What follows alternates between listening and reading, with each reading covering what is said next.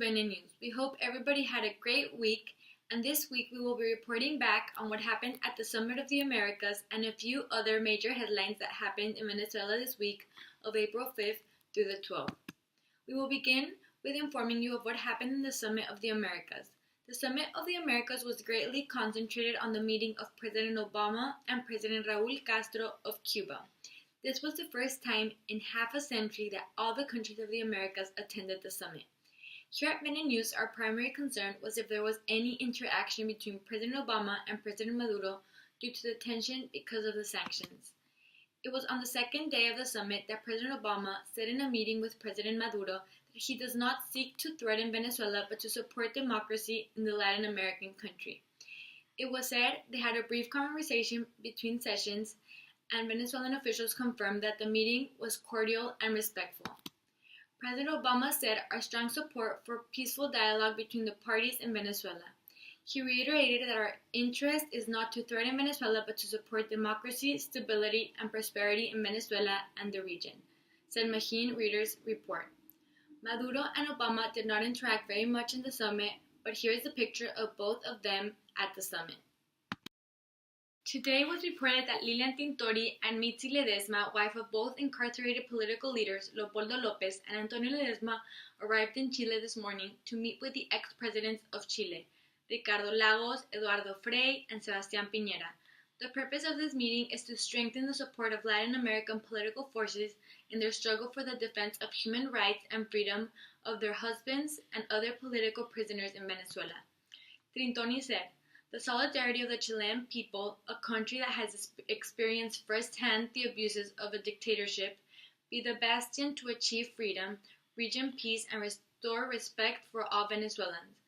This is referring to Chile's military dictatorship from 1973 to 1990.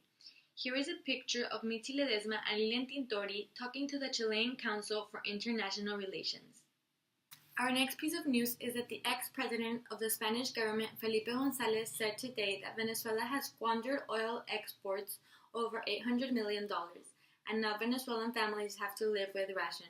González is convinced that Venezuela is currently in a worse situation than Cuba was from 1982 to 1995 due to the black market. González criticized in this way, "You have food crisis in a country of the richest in the world in resources, such as Venezuela, which he compared to Spain. The situation is getting worse each day, and the people of Venezuela are desperate for change."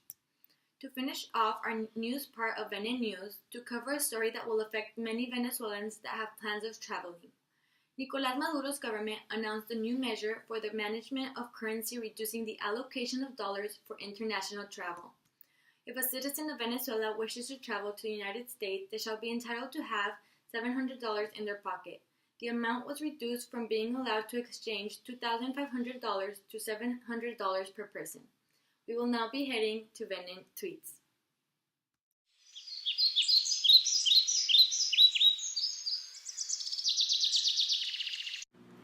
Our first tweet for today is by Lilian Tintori, and she retweeted from journalist Andreina Flores.